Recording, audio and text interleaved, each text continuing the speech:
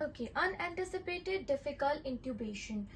Basically unanticipated difficult intubation का मतलब क्या होता है कि हमने पेशेंट को before taking the patient to the OT हमने पेशेंट को एग्जामिन किया, उसका एयरवे असेसमेंट किया, बट हमें उस टाइम पे इतना हमने जो असेसमेंट किया हमें उसमें नहीं लगा कि पेशेंट का जो इंट्यूबेशन होगी, पेशेंट का जो एयरवे होगा वो बहुत डिफिकल्ट होगा। बट जब हम पेशेंट को ओटी में लाए और हमने पेशेंट को ड्रग्स दिया, हमने पेशेंट को अंडर कर दिया, एनेस्थीसिया दे दिया, ड्रग्स दे दी, अब पेशेंट टोटली पैरालाइज्ड हो गया और हमारे ऊपर डिपेंड हो गया। तो हम नॉर्मली अपना ईटीटी प्लेसमेंट के लिए उसकी तरफ जब बढ़े तो हमने जब उसकी माउथ ओपनिंग करी डालने के लिए, सो वी रियलाइज्ड कि नो, जैसा हमने एक्सपेक्ट किया था इसकी इंट्यूबेशन वैसी नहीं है।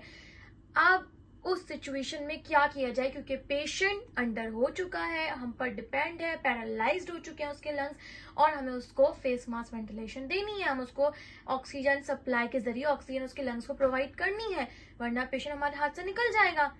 तो उस सिचुएशन में हम बिना सोचे समझे जो पहला स्टेप लेंगे वो ये होगा कि कॉल फॉर हेल्प।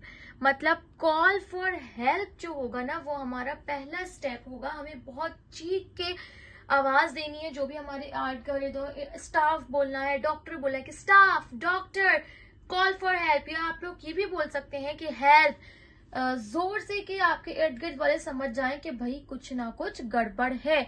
और अगर वो अपने किसी काम में भी बिजी हैं, कुछ भी बिजी हैं, क्योंकि ये एक इंडिकेशन होता है, ये ड्यूरिंग ट्रेनिंग सिखाया जाता है कि अगर कोई स्टाफ या डॉक्टर आपको इस तरह से कॉल कर रहा है तो इसका मतलब है कि पेशेंट के साथ कुछ मसला हो गया है। तो उस टाइम पे हर बंदा अपने काम छोड़ेगा, जो भी ओटी में होगा, आपके इर्द गिर्द मौजूद होंगी जो टीम, वो उसी वक्त आपके पास आएगी। और फिर आपने साथ साथ क्या करना है, फेस मास्क वेंटिलेशन पे पेशेंट को डाल देना है।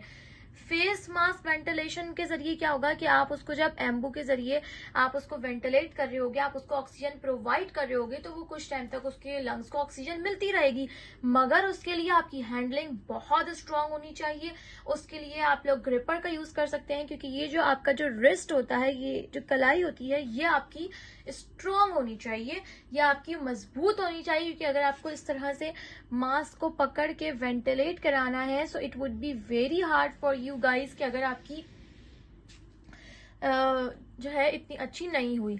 सेकेंड स्टेप हमारे पास क्या होगा कि हम इंसर्ट करेंगे एलएमए को। हम क्या करेंगे, हम इंसर्ट करेंगे एसएडी डिवाइस। एसएडी डिवाइस का मतलब होता है एलएमए।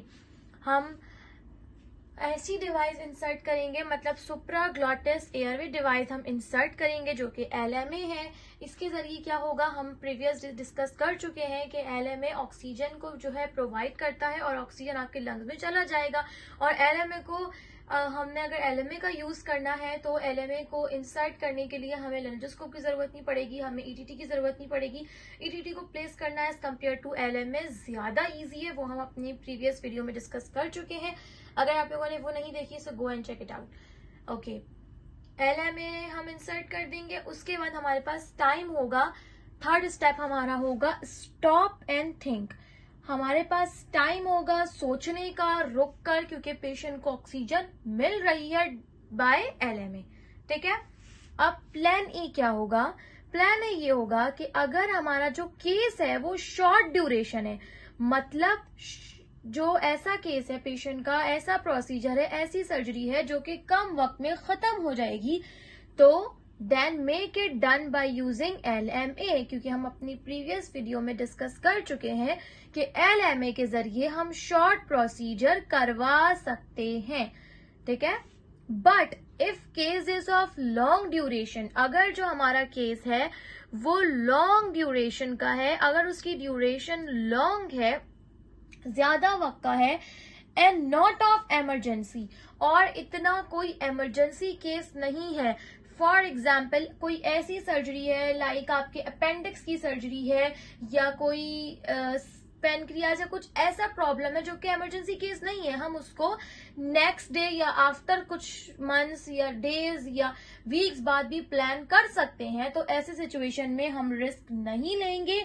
हम क्या करेंगे, इमरजेंसी केस नहीं है लेकिन लॉन्ग ड्यूरेशन है, तो हम क्या करेंगे, अवेक कर देंगे पेशेंट को, मतलब पेशेंट को उठा देंगे and plan the surgery next day, और सर्जरी को अगले दिन के लिए प्लान कर लेंगे।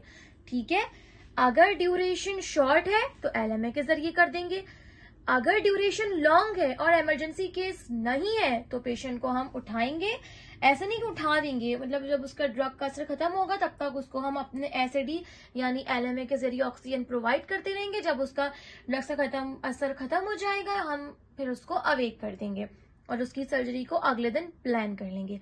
अब सवाल यहाँ पर यह आता है कि अगर ड्यूरेशन लॉन्ग हो सर्जरी का और सर्जरी हो इमरजेंसी और हम उसमें ईटीटी प्लेस नहीं कर सकते क्योंकि इंट्यूबेशन जो है वो डिफिकल्ट है, मतलब ग्रेड 4 निकल आया है और हमने उसके लिए कोई प्लानिंग ही नहीं करी थी। हम तो नॉर्मल प्लानिंग करके बैठे हुए थे, हम नॉर्मल प्रोटोकॉल्स फॉलो कर रहे थे, हमें अंदाजा ही नहीं था कि इंट्यूबेट करना पेशेंट को इतना डिफिकल्ट होगा और पेशेंट है इमरजेंसी का। तो उस सिचुएशन में हम एलएमए के जरिए तो नहीं करा सकते, क्योंकि अगर हम एलएमए के जरिए कराएंगे तो एस्पिरेशन के चांसेस बढ़ जाएंगे, क्योंकि ये हम अपनी प्रीवियस वीडियो में डिस्कस कर चुके हैं कि क्यों बढ़ जाते हैं। अब हमें करानी भी ईटीटी के जरिए थी। अब हम क्या करेंगे, तो उस सिचुएशन में जो हमारा प्लान बी होगा वो ये होगा कि if case is of emergency, अगर इमरजेंसी का केस है और एलएमए के जरिए नहीं हो सकता, लॉन्ग ड्यूरेशन है, तो हम ट्रिकियोस्टमी करेंगे, मतलब क्रिकोथायरॉयडोटमी करेंगे। इसमें क्या होता है कि पेशेंट की थायराइड मेम्ब्रेन जो होती है वहां पर कट लगाकर वहां से ऑक्सीजन सप्लाई पास की जाती है ट्रैकिया में, जिसकी वजह से पेशेंट को सांस प्रॉपर तरीके से मिलता रहता है और हम अपनी सर्जरी कर सकते हैं। बट ये उस सिचुएशन में होना है जब इमरजेंसी केस है। बिला फालतू में कट करना, इमरजेंसी नहीं है फिर भी हम कर दे तो ये एथिक्स के खिलाफ है। It's all about the unanticipated difficult intubation, मतलब वो इंट्यूबेशन जो हमने एक्सपेक्ट नहीं करी थी मगर हमें इस तरह की फेस करने को मिल गई और हमने उसके लिए कोई तैयारी नहीं करी हुई थी और पेशेंट अंडर हो चुका था, फिर हमें अंदाजा हुआ इस बात का। नाउ नेक्स्ट है हमारे पास कॉम्प्लिकेशंस ऑफ इंट्यूबेशन, कि हम इंट्यूबेट जब कर रहे हैं पेशेंट को तो उस दौरान हमें कौन कौन सी कॉम्प्लिकेशंस देखने को मिल सकती हैं, या ईटीटी प्लेस्ड करते हुए क्या क्या कॉम्प्लिकेशंस हो सकती हैं। तो पहली आती है ईसोफेगल इंट्यूबेशन। ईसोफेगल इंट्यूबेशन का मतलब होता है कि आप ईटीटी जब प्लेस्ड करें तो वो instead of travelling into the trachea वो आपके फूड पाइप के जरिए स्टमक, मतलब आपकी ईसोफेगस में चली जाए। ईसोफेगस आपका फूड पाइप होता है, वहां चली जाए बजाय ट्रैकिया के, क्योंकि आपका ट्रैकिया और ईसोफेगस दोनों यूं कनेक्टेड है। तो इसको कहते हैं हम ईसोफेगल इंट्यूबेशन।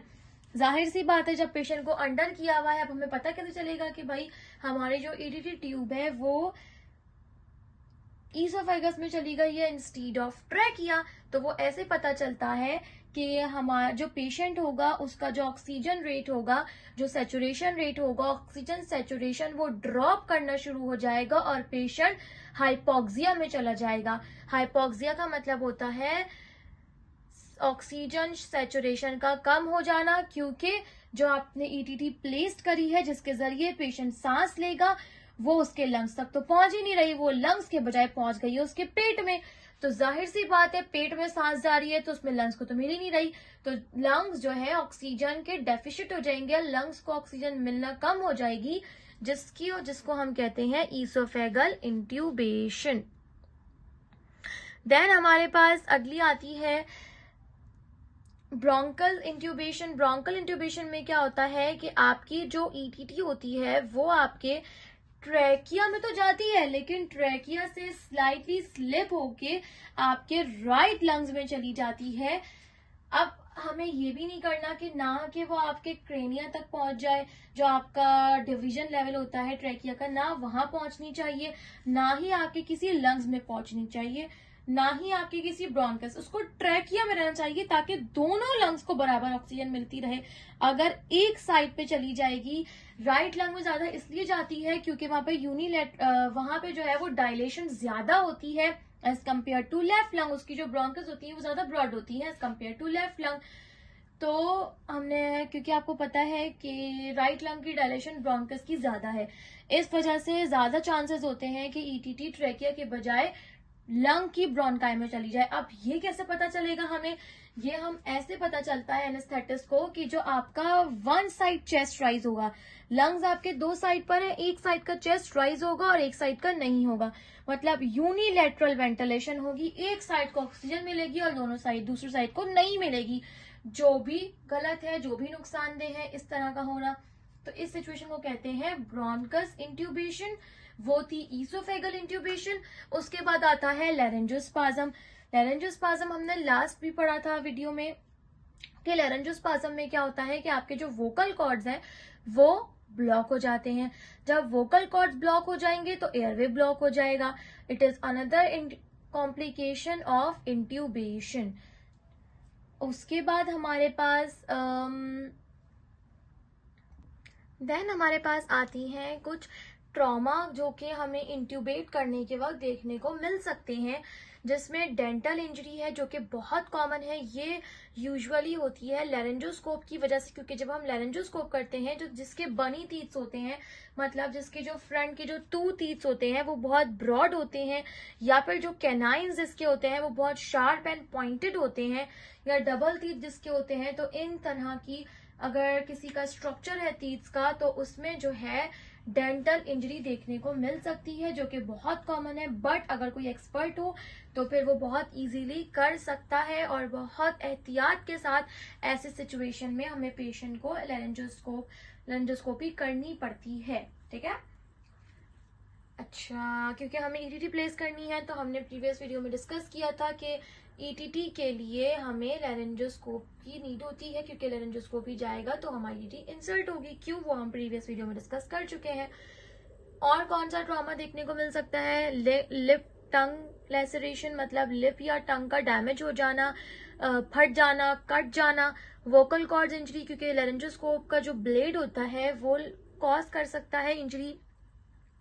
फेरेंजियल ट्रॉमा या ट्रैकियल ट्रॉमा, ब्लीडिंग हो सकती है। इस तरह के कॉमन ट्रॉमा आपको देखने को मिल सकते हैं इंट्यूबेट करते वक्त पेशेंट को। उसके बाद हम बात करते हैं फिजियोलॉजिकल रिफ्लेक्सेस की। तो हाइपरटेंशन और टैकीकार्डिया जैसे दो कॉमन फिजियोलॉजिकल रिफ्लेक्सेस हमें देखने को मिलते हैं। क्यों?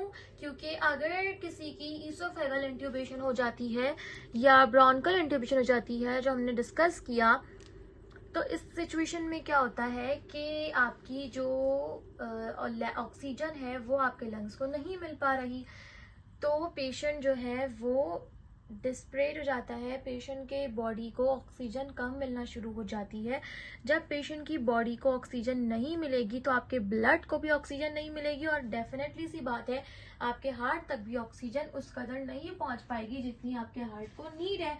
तो फिर हार्ट क्या करेगा? तेज तेज पंप करेगा, जिसकी वजह से ट्रैकीकार्डिया होगा और आपको हाइपरटेंशन, मतलब आपका ब्लड का जो प्रेशर है वो बढ़ जाएगा।